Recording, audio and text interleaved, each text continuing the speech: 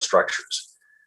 While I've spoken directly with many of you one-on-one over the past few weeks, I wanted to make sure we could come together today and provide an opportunity for this collective briefing regarding the recent historic and tragic heat waves as the situation continues to develop.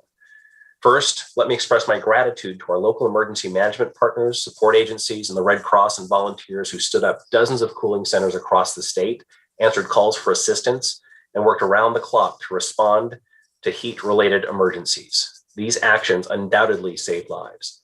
I also want to acknowledge our partners at the National Weather Service. They provided several days' notice about the record-setting potential of this event, provided updates about where and when we could expect to experience the excessive heat, and shared tips and recommendations for keeping cool during the heat wave. Despite these efforts, however, dozens of Oregonians were not able to get the help they needed and tragically lost their lives. The State Medical Examiner reports at least 83 deaths attributed to the excessive heat. Please know my deepest sympathies lie with the families who have experienced this loss. As we review the actions of the state and local agencies and organizations, it's important to remember that events like the heat wave are locally driven and state supported. Our local partners know their communities, their resources, and their needs and are best positioned to respond. It's important, however, that the state maintains a level of readiness to support and coordinate our local partners should they need additional assistance or resources. Leading up to this heat event, we transitioned our state emergency coordination calls from the water system chlorine supply issue to heat-related planning and coordination. We joined our state, federal, and local partners in developing messaging and providing resources to help the public make decisions to protect themselves. We also had staff in contact with the impacted counties and monitoring for any requests for assistance throughout the heat wave event. Now, I've been asked a couple of times whether or not the governor should have declared a state of emergency. When I make a recommendation to the governor for an emergency declaration, generally it's because local resources have been or are in danger of being overwhelmed and state assistance is needed. This is typically in concert with a local emergency declaration. Or there are actions the state needs to take using the tools or resources only available through an emergency declaration, or rules that need to be waived in order to effect an appropriate emergency response from the state. We also utilize emergency declarations to request assistance from other states through the Emergency Management Assistance Compact. It's important to note none of these factors were present during the heat event.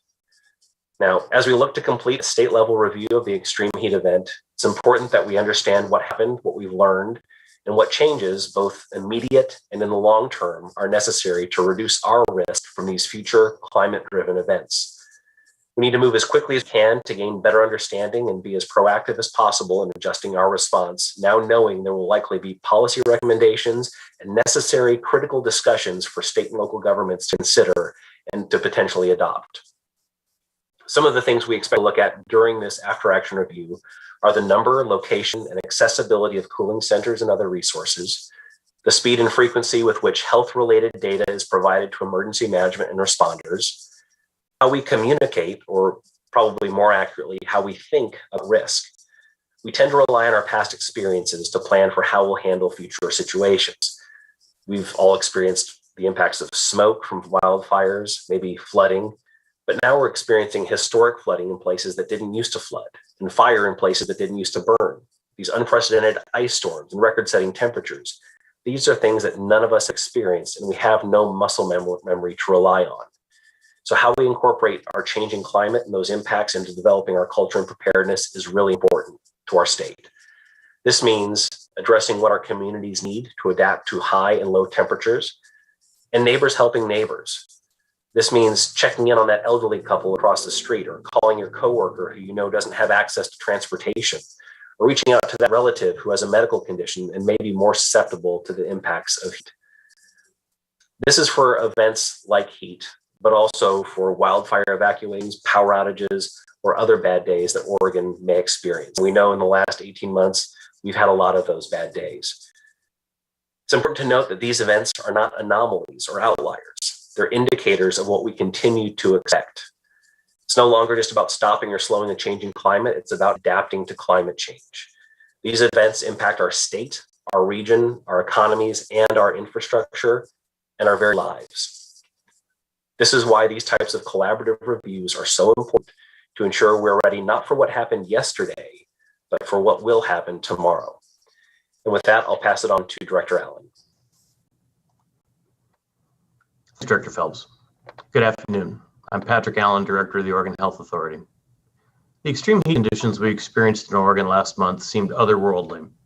Oregon has seen triple digits before, but the notion that cities like Portland and Salem, or even typically warmer places like Medford and the Dalles, could get above 110 degrees, much less surpass 115 degrees, and do so only in late June, seems unthinkable. The reality is that such excessive and deadly conditions may be here to stay. In the last 5 years, Oregon has recorded its hottest years in state history, and unfortunately, this trend is expected to continue. Past climate models predicted more frequent and severe heat waves in our state, and events are bearing out those predictions. Heat waves occur from time to time as a result of natural variability, but human-caused climate change, mainly from the burning of fossil fuels, is contributing to the intensity of extreme weather events here and around the globe. There have been historically few places in Oregon that experience a substantial number of days over 90. Yet due to climate change, nearly the entire state will need to prepare for steady increases in extreme heat over the next few decades. So what are we doing about it? We know these increases in temperatures will increase the number of heat-related deaths and hospitalizations. The Oregon State Medical Examiner, as Director Phelps noted, has reported 83 confirmed heat wave deaths as of July 9th, with an additional 32 deaths pending further investigation. At least 10% of the confirmed deaths were people of color. I want to express my sincerest condolences to the friends and family of those who lost their lives in this event. And according to our hospital surveillance database, there were more than 800 heat-related illness visits at Oregon emergency departments between June 24th and the 4th of July. Heat-related illness is preventable, but only when people have the means to protect themselves. And to help people protect themselves, they need information.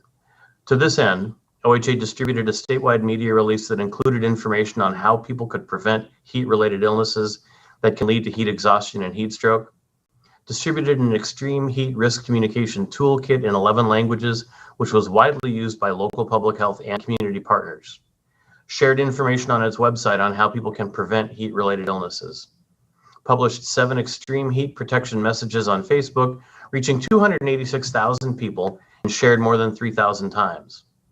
We produced daily statewide surveillance summary reports that tracked heat-related emergency department visits and ensured Oregon's coordinated care organizations had the flexibility to identify and provide health-related services, including items for the living environment not otherwise covered by Medicaid, such as air conditioners.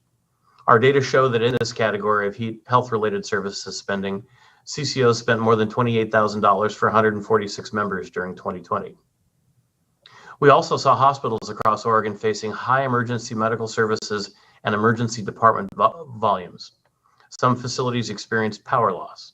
To address this, regional hospital collaboratives convened to discuss and coordinate hospital capacity issues statewide. OHA also urged Oregonians to contact their primary care provider if they begin to experience non-emergency heat-related illnesses such as heat exhaustion, heat cramps, sunburn, heat rash, and the like, to reduce demand on the region's hospital emergency departments and beds. Our work continues for the next heat wave of 2021 and in years to come. The recent heat wave is part of an interconnected web of climate risks, including worsening drought conditions, increasing wildfires, and more flooding events. Governor Kate Brown's executive order on climate change included specific directives to the Oregon Health Authority to work with Oregon Occupational Safety and Health, Oregon OSHA, to propose new standards for protecting outdoor workers from extreme heat. Last week, OSHA enacted temporary rules to ensure urgent protection for workers from extreme heat. OHA's team will continue to work with OSHA on the adoption of permanent rules focused on worker safety from heat and extreme weather. We're also now publishing annual climate and health reports. OHA's Climate Change and Health in Oregon 2021 report will include more detailed analysis of the June heat wave, along with analysis of other climate-related events. The recently passed Healthy Homes and Wildfire bills will create new programs within OHA, that will help to ensure more Oregonians can safely take refuge during extreme weather events. Working with partners is key to planning for the future. We're currently modernizing our public health system and making foundational investments in environmental justice and health equity with a priority on climate. OHA helped to ensure that extreme heat was, for the first time, included in our state's 2020 Oregon Natural Hazard Mitigation Plan. And OHA has launched the next 5-year update of our Climate and Health Resilience Plan to recommend changes in systems and policy we need to protect Oregonians and support communities in their efforts to build climate and health resilience. Finally, because our summer is not over and more days of excessive heat are expected, we continue to encourage Oregonians to do what we're known for, taking care of our neighbors. Remember that older adults and young children are more susceptible to heat-related illnesses, since they get dehydrated more quickly, and their ability to cool themselves might be lower. People with chronic health conditions may be at higher risk. Those with mental illness may not be able to take steps to cool themselves, and those with poor blood circulation are sometimes less able to radiate off extra heat. People who are overweight can also be at risk. Help these folks find and get to cool, air-conditioned public places and cooling centers when their homes get too hot. Encourage them to drink water before they become thirsty. Help them understand the warning signs of heat stroke, heat exhaustion, or complication of chronic illness that extreme heat might trigger. Now let me turn it over to Director Paksarash. Thank you, Director Allen, and good afternoon, everyone. I'm Fairborse Paksarash, Director of Oregon Department of Human Services. Similar to our partners in Oregon Emergency Management and Oregon Health Authority, we were deeply saddened by the loss of lives during the extreme heat, and we express our condolences to their family and loved ones. While we did take proactive steps to help spread the word on the availability of resources, we also recognize there are lessons to be learned and will work with our partners to address those. Oregon Department of Human Services has specific and assigned roles during emergency or crisis.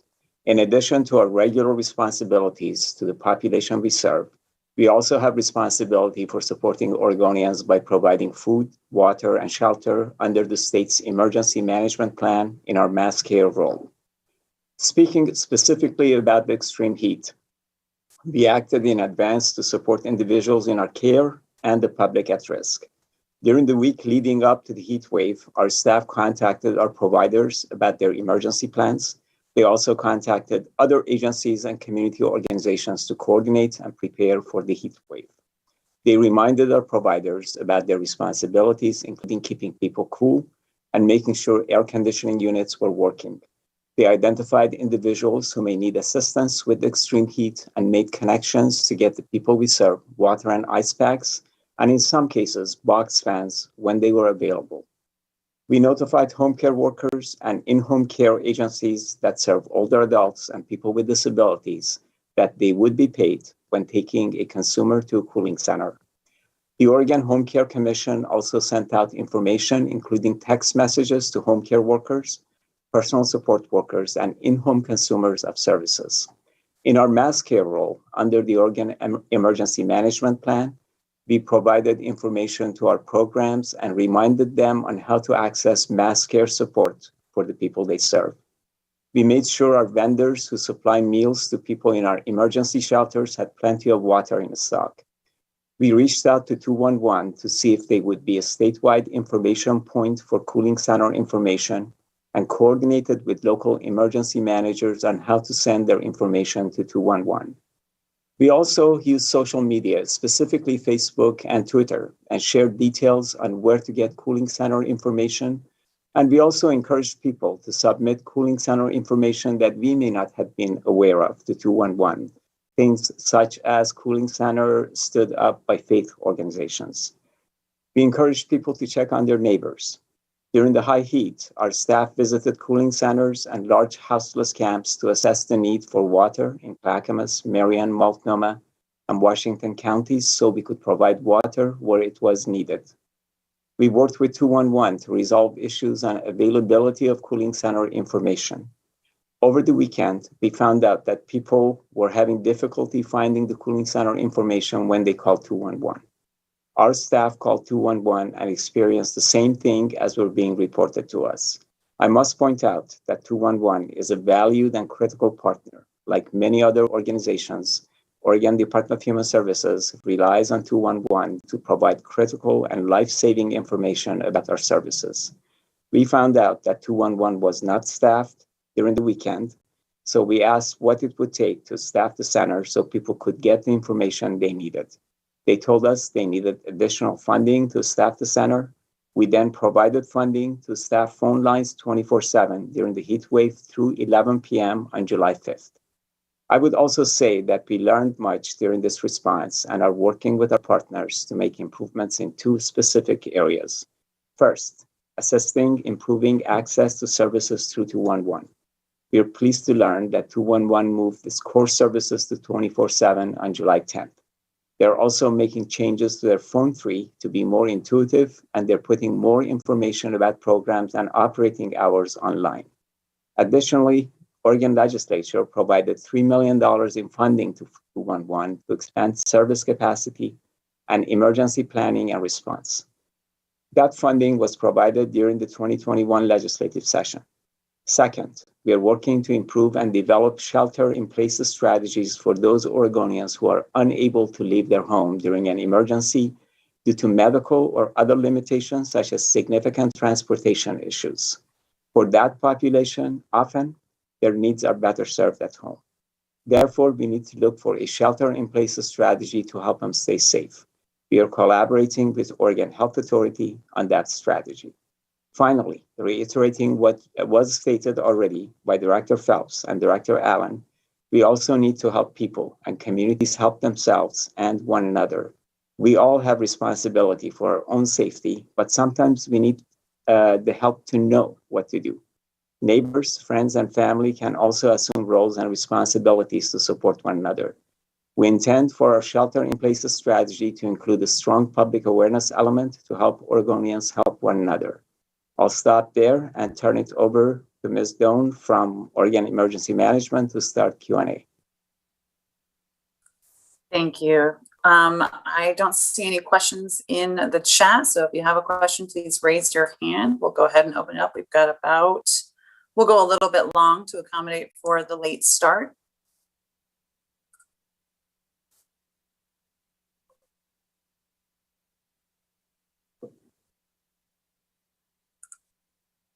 KPTV, go ahead. Hi, this is Simon Gutierrez. Can you hear me okay? Yes, go ahead. I was curious about the emphasis on cooling centers and, despite the acknowledgement that the transportation may be an issue for some people, there's also, the issue that most people would prefer not to leave their homes and may be unwilling, even in uncomfortable situations, to do that. Why wasn't there any kind of concerted effort to distribute air conditioning units to people, or vouchers for them, or something that would allow them to stay inside their homes and remain safe? Pat, I'll go ahead and give that one to you. Yeah, so I think there are sort of two parts to the answer to that question. I think one is, what supports for people who are on the Oregon Health Plan do you provide to support their chronic illnesses, underlying conditions that make them susceptible to heat, things like congestive heart failure, that sort of thing. I think when you look at the $250,000 or so that supported those kinds of investments for about 150 people on the Oregon Health Plan, that's indicative of that kind of an effort. I think the challenge, though, is when it's going to be 116 degrees out, it's not a matter of there's an unlimited supply of air conditioners out there and all you have to do is get enough vouchers out to take care of people in the next 48 hours. And I think that's the longer term plan that we do need to figure out how to address. And in the very long run, I think we need to be careful about thinking that air conditioners everywhere is also the answer. That can actually make the problem worse at a community level. And so pretty prosaic things like planting trees in the very long run and what the built environment looks like so you don't have heat sinks are part of the problem. But I think it's a both and. All of those things need to be happening at the same time. The challenge we have, of course, is that we're able to provide those services for people who are on the Oregon Health Plan, not for people who aren't. And so I think there are some places where we need to look at some gaps in services and try to figure out collectively as a system, how can we address those? Great. Ted Siginger from the Oregonian, can OHA and OEM articulate specific measures they are looking to take to improve their response? And Andrew, I'll have you start with that one. Thanks, Bobbi, and thanks, Ted, for the question. That's really the goal of this after action review, is to see where we can lean forward further. one of the heartbreaking things about this heat wave is that there were resources that were available to communities, whether it were the cooling centers, the transportation that was available, and folks couldn't access those resources to protect themselves. And that's one of the most devastating things about about this heat event. So as we look at the after action review, we do want to assess the location, the number of cooling centers, accessibility of those cooling centers. How could people get to them? Were there enough? Were they in the appropriate communities? And then the other piece is about how we're communicating the types of risk we're now facing. The high temperatures we're facing aren't the same high temperatures we were facing 10 or 20 years ago. The flooding that we're experiencing isn't the type of flooding that we had 10 or 20 years ago. Our risk profile changes, the way we communicate the risk and the way we communicate the actions that individuals can take to protect themselves. Those are all going to come into play and are expected to be outcomes that are deliverables of the after action review process. This was largely an access-driven event. There weren't people being turned away from cooling centers. Cooling centers weren't at capacity. I know that there were challenges with enough folks being able to access transportation to cooling centers, so we want to look at that. So I don't see this as a resource-driven issue. We needed to have more of X available. It's really about, I think, how we can ensure that folks understand the risk of heat. Few of us in Oregon would have ever have experienced deadly heat waves like this. And now we've experienced this. We know what this feels like. And I think next time we're going to be much more cognizant of we as Oregonians will be much more cognizant of how impactful extreme heat can be. And I hope we'll all do a better job of reaching out and taking care of our neighbors and seeing what kind of help we can provide at that community level. From an OHA standpoint, I think I would just add this: the standard structure of emergency response is sort of this ascending hierarchy of entities expressing their need. A local organization or church or city lets its county know that it needs something that it doesn't have, and the county, if it can't meet that need, lets the state know that it can't meet that need. And that's a great system that has been incredibly functional over many years for how to respond to those kinds of sets of issues. I think what we've learned in the pandemic and have now had reinforced in this heat event is there are times where certainly OHA as a state agency thinking about local public health needs to maybe take a more aggressive posture than waiting to be asked, that we need to be asking questions, offering to provide assistance, and really trying to drive more of that from a state standpoint to make sure that things are getting done, to make sure that questions that haven't been thought to be asked have been asked, rather than waiting for those requests for assistance, especially in something fairly fast moving like this kind of a heat event. Thank you. Gary from EO, go to you for the next question. Yeah, I'll start out with Andrew. You checked off a bunch of boxes that needed to be checked off for an emergency order.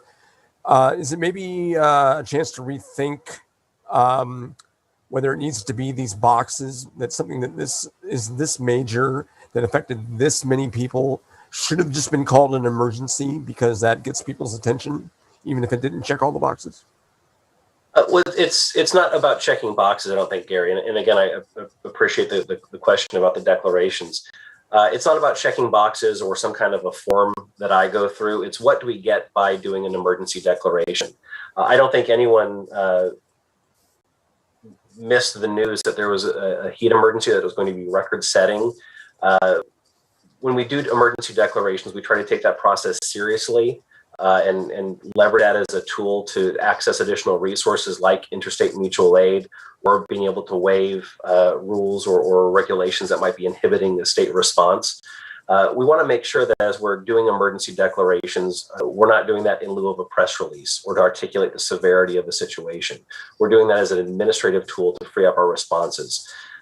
We certainly need to make sure that the way we're communicating risk and communicating the hazards that we're facing, especially as these hazards seem to be happening with much greater severity and much greater frequency, that we're doing that appropriately. I don't know that an emergency declaration is the best way to let folks know how severe an event is.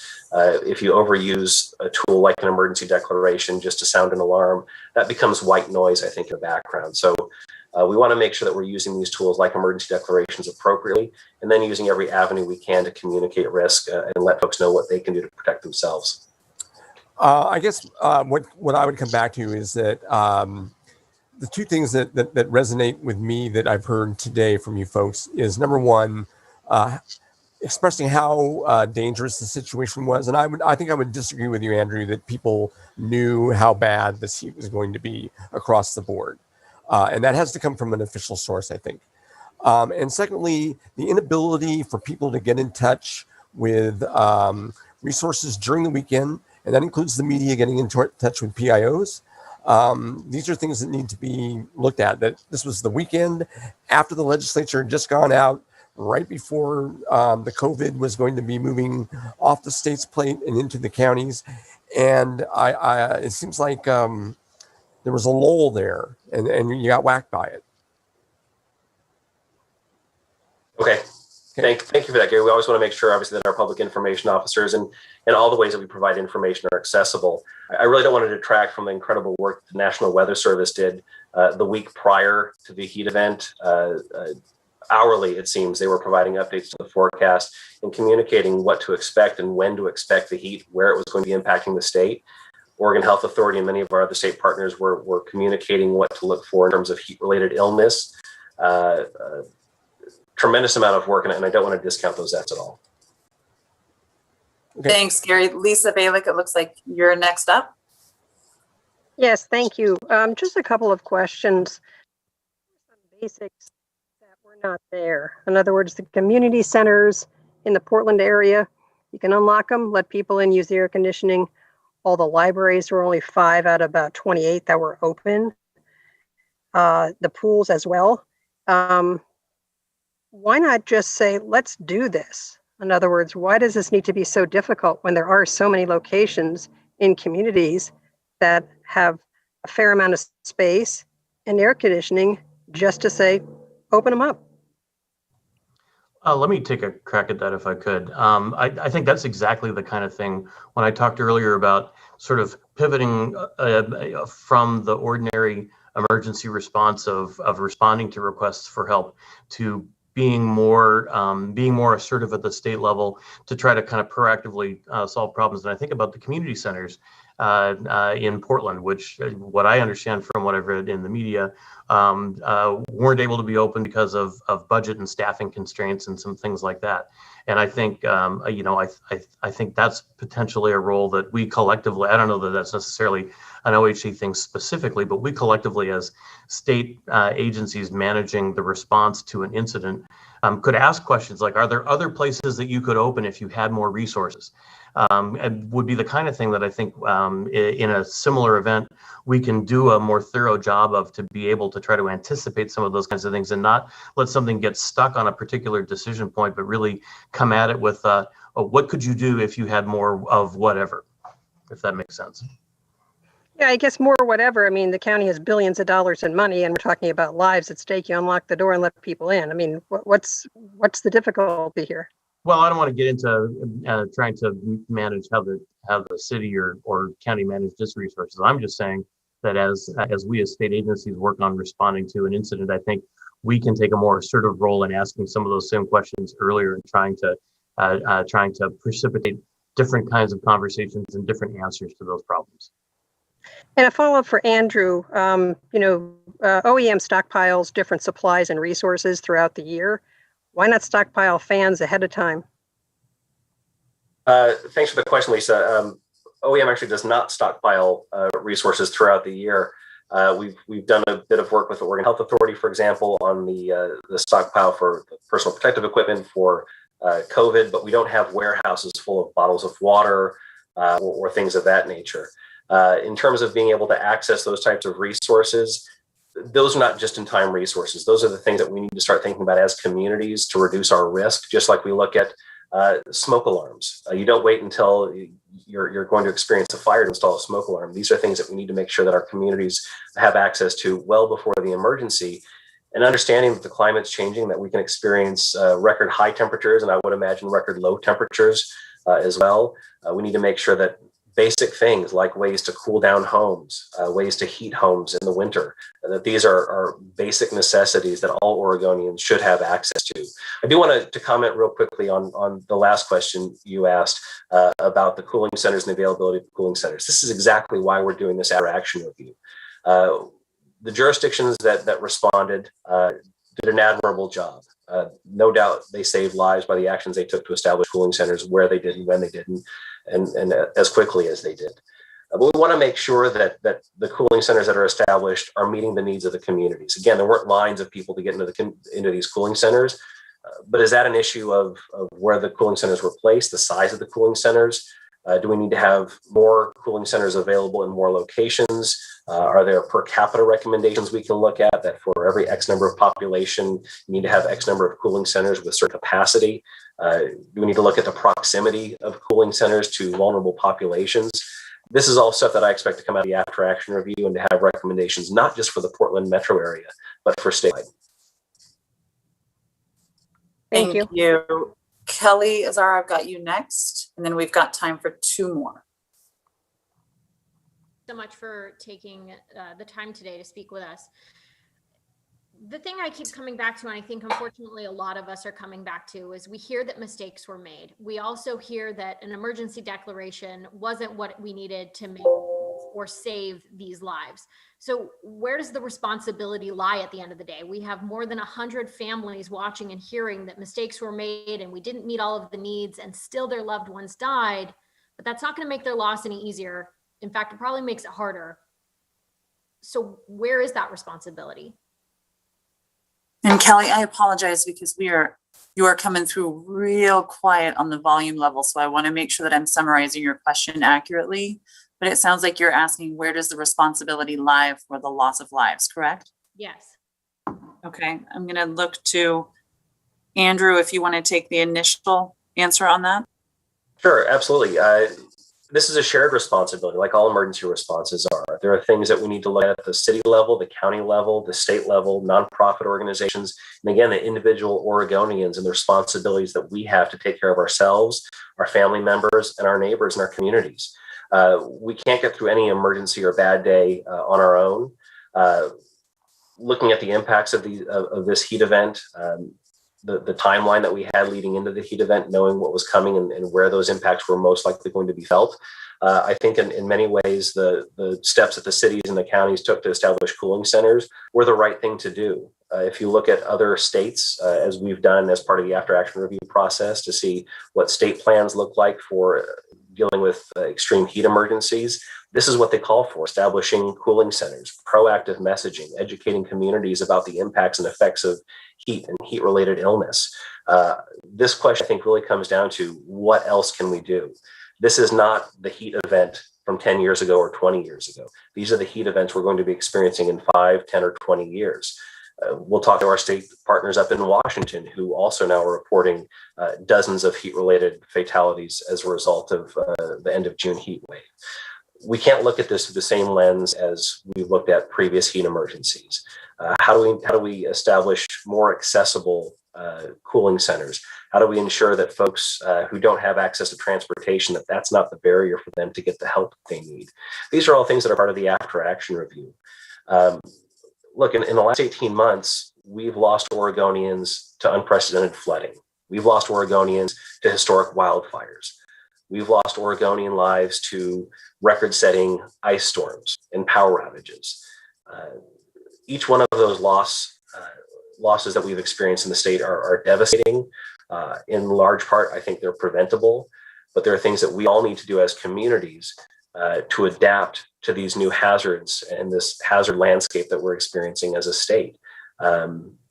We talk a lot about the Cascadia subduction zone earthquake and the things that we're doing as a state to prepare for that, and understanding that on our worst day, a Cascadia 9.0 earthquake and tsunami, we're not going to be able to get resources everywhere that they need to get in the immediate aftermath of that disaster. So developing and fostering this culture of preparedness in Oregon is going to be paramount to surviving that type of a disaster, but we need to apply that same mentality. What do you need to take care of yourself and your family for the first couple of days or 2 weeks after an emergency to lessen the impacts and ensure that you're disaster survivors, not disaster victims? So as we look at the heat response, these are all things that we need to not look at the lens from what happened in the past, but what's going to happen in the future. Andrew, I have a quick follow-up if you can hear me better. I plugged in a mic, so hopefully you can. Thanks, Kelly. Can I ask a quick follow-up? Please. Okay, so you bring up the historic flooding, the fires, the ice storms, all of the things Oregonians have endured over the last year, where we unfortunately absolutely lost people. In some cases, in this heat wave, we've lost more people, but yet in those cases, we did have emergency declarations. I'm not understanding the difference. Yeah, so again, the differences are actually pretty stark. And when you look at a flood, you know which houses you need to go to effect a rescue of someone who's trapped by the floodwaters. Even with the ice storms, we could look at the homes that were impacted by power outages and make connections with those folks to see if they needed wood for their fireplaces to keep warm, if they needed food, if they needed to be transported to medical attention. When you have a heat event like this that's impacting millions of folks, it's much more difficult to focus on specific door-to-door type outreach like we experienced for fires, for floods, for the ice storm. And that's what I think makes a response like this so complex. Again, with that declaration, we need to ask what additional resources would an emergency declaration have provided for us, and would those resources have made a difference? There weren't any requests for additional resources from our city or from our counties. They had the resources they indicated that they need. And I think to Director Allen's point, there's an opportunity for us to be a little bit more pressing for all emergencies, especially things like these heat emergencies where you can't see necessarily which homes or which communities are being impacted, to make sure that we're doing that targeted outreach at that city and that county level to meet those needs and to address those folks who may be most susceptible or vulnerable to issues like high heat related events. Okay, thank you. Pat, Dooris, it looks like you're our last question just for the sake of time. Others, if I've missed anyone, please type your question into the chat or feel free to reach out afterwards. Okay, thank you. And in the interest of covering as much ground as possible, I have a three-part last question. Thank you very much. The first is just a little technical. When should we expect this after action report to be done? Number two, back in 2013, I believe the legislature passed a law allowing air conditioners to go out through coordinated care. And Patrick, you may have mentioned a stat on that, but I'm just wondering how many have actually gone out? Is that a useful program? And then number three, Andrew, you make a great point about things are not what they were 10 or 15 years ago. And I wonder if cooling centers are something from 10 or 15 years ago. And does that need to be taken off the table as something in the future, since, as far as we can tell, not all that many people actually used them? Thank you. I'll take real quick the timeline for the after action review and then the cooling center question. We expect to have the after action review and those recommendations to the governor by the end of this month. Now, it's important to say, looking at the 10-day forecast, at least for the Portland Metro and the Salem Metro area, we don't expect to have record-setting temperatures in the next week to 10 days. We are experiencing really high temperatures out in Eastern Oregon, Malheur County, et cetera. So it's important to understand that we're not waiting for an after action review to come out before we start making changes. Director Pastoresh referenced the pivot on the 2-in-1 system. As we identify things that need to be changed, we will make those changes. The after action review is a formalization or a memorialization of some of these recommendations and processes and additional food for thought. So we'll have those recommendations to the governor and for public release by the end of this month. As for the cooling centers, it's hard to say whether or not those are going to remain a part of high heat related events. I would imagine they will. These are community centers, oftentimes that are accessible to the majority of the public or much of the public. But we need to take a pretty broad lens at looking what other solutions are going to be beneficial for these high heat related events. Director Allen mentioned reducing overall heat islands that we experience in some of these states. In some communities. These are not quick fixes. These are long-term community planning and land use issues that will require much more deliberate thought and aren't something that's going to be fixed in the course of a couple of days. I'll tackle the second part of the question. And just to refine kind of the circumstance a little bit, it's not so much that the legislature passed an air conditioner program, it's that our relationship with the federal government allows us to use a small portion of Medicaid dollars to pay for things that are about someone's living environment that will help their health even if it's not exactly a medical treatment or a prescription or a diagnosis or something like that. Air conditioners or box fans are an example of that for someone who's got a health condition that's exacerbated by heat. Organizations have used those dollars to remediate pests in a living environment. A variety of different kinds of things where it's about the place that you live that impacts your health. And as I indicated, in 2020, CCO spent about $286,000 over, I think it was a little less than 150 individuals in those kinds of programs. We want more latitude to be able to do more of those kinds of things, but that's really different than kind of an air conditioner program, which is not at all exactly what it is.